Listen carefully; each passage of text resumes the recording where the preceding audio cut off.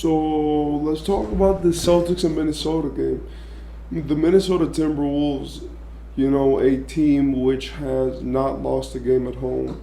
Yesterday won in Minnesota to defeat the Celtics and take away their win streak, which they had.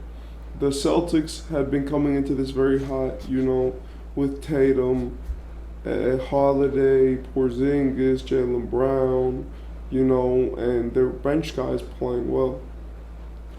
But really, from big performance to big performance, what would happen was that the Celtics had shown weaknesses, They have the defense, but they have guys who were inconsistent. So this game, it was a good game, especially by Tatum. Tatum really put the team on his back, and Jaylen Brown too. And they really did a good job of managing the team, even though they weren't getting many looks in terms of scoring, in the final moments of the game. But what happens is that Minnesota really is a team which you don't expect to win that much. They're a team which have a lot of guys, but really what they base themselves mostly off of is just having two real big men and a scoring guard. And that normally doesn't work. But in this game, Anthony Edwards did his casual and he put his team on his back. He dropped 36 points, 38 points actually, right? He dropped 7 assists and 9 rebounds, right? And in the end of the game, he hit almost every shot. He made the right passes, and he made the right steals in overtime to get the Timberwolves the game. Jaden McDaniels also played great, and it felt like, Nickeil Alexander-Walker couldn't miss a shot in crunch time. That was another thing that I saw. And when we look at those guys who are really contributing for the Timberwolves, we could see that they all were clutch this game. Mike Conley hit a huge three. Nickeil Alexander-Walker hit a good mid-range. Anthony Edwards with the big steals and, the plays in the end. And even a guy like Rudy Gobert this game, he played great, catching everything. He got a lot of lobs. He was used around the paint. And he got 14 points. He didn't miss a shot. And he got 12 rebounds. The only person that I do want to nitpick from the Timberwolves is Karl Anthony Towns. He scored 7 points. He was 30% from the field, even worse from three. And even though he had 10 rebounds and 3 assists, he did have a bad game. Cat, I don't know what's been happening to him this season, but it's obvious that he needs to chill, work on his game, and, stop letting the season get to him. Because his production, a 40% three-point shooter for his career, is now struggling. And in my opinion, that has to do with the fact that he's probably not happy in his situation. But in my opinion, they need to fix that. Because if Cat keeps going like this, honestly, we're going to find that Cat might be traded. And even though Cat being traded would be good, I don't think they could get a superstar back for him. Because if Cat plays this badly, his value is going to decrease significantly. And apart from that, even if they stay with him playing like this really affects his team, because you expect a guy like Cat to be able to, consistently produce and be a first or secondary star for a team, which has gone to the playoffs twice now. But I think since Ant got that, leader role, Cat probably feel threatened by that. Because after those Olympics and after what he did and how he was playing, they gave him the leader finally, and he won them a game.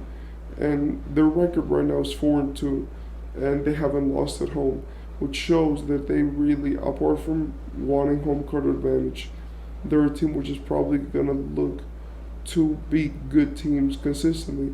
They gave Denver their first loss, and now they give Boston their first loss, arguably the two hardest teams in the NBA. And now we could see that they keep this reign going by winning in overtime this game. In terms of the Celtics, I just want to talk about what is going to be their consistency. Derek White is very consistent. Jayson Tatum has been great, very great.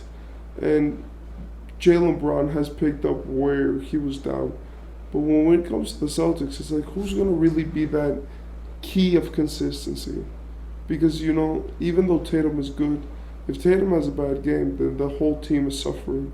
And in my opinion, that's what Jrue Holiday should become.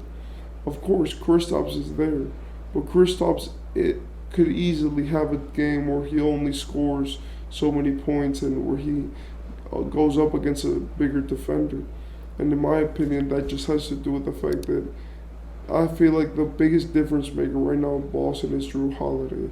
Because if he can always play well and do that consistently, it's going to be very hard for other teams to play. Like you see the Bucks right now. The Bucks have the last defensive rating in the league. They had almost the first last year.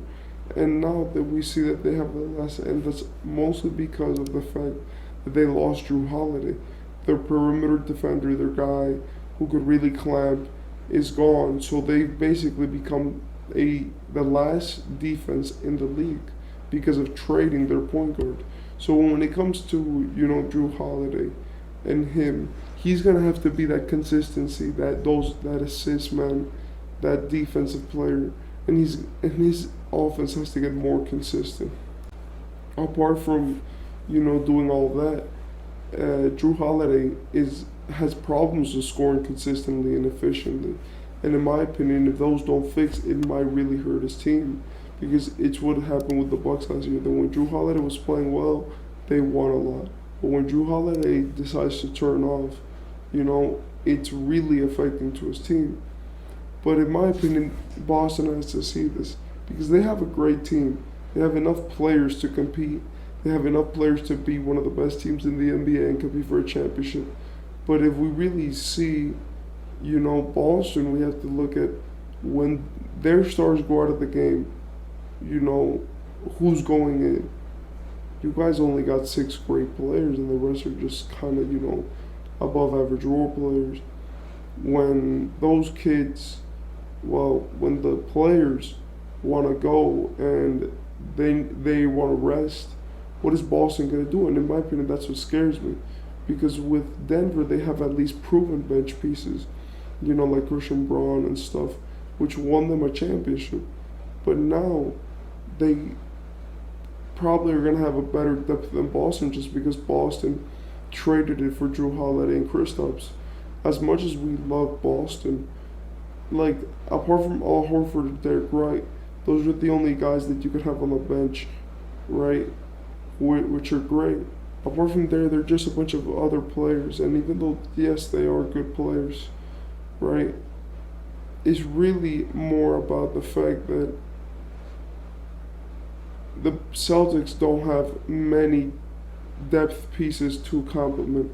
This is why I feel like they should trade something or try to see if they can get some players back. But since it's working for them right now, I really want to congratulate them. And that's the thing with the Celtics. The Celtics have been a great team for so long, and they keep making great moves to get better, and it always works. And I want to say that the Celtics are one of the best managed teams in the league. They're a team which consistently makes great draft picks, great trades. And honestly, this season, even though I'm a Heat fan, I think that they're probably bound, to make a big run in the playoffs and get something going. With the way that the roster looks and with the way that they really are, I'm honestly set on the fact that they're going to make a big run. And I'm not ashamed of saying that as a Heat fan. And now also that's because the Heat are trash this season. And even though they just beat the Lakers yesterday, it's really representative of nothing. But yeah, that's all I really wanted to say. I do want to see the Minnesota Timberwolves and what their season plays out as, because obviously it's way too early to decide. But if we're being 1,000% honest, those Celtics look scary, and I think they might put up some real competition for the Nuggets in the finals if they both get there. But yeah, apart from all that, I think that's it. Thank you for enjoying the video. Thank you for stopping by. Tell me what you think about these games. The NBA had a lot of interesting games yesterday, and it was really fun to see, games go close. But yeah, I'll see you in the next video, and I hope you enjoyed, and, Tune back for the next one to talk about more games.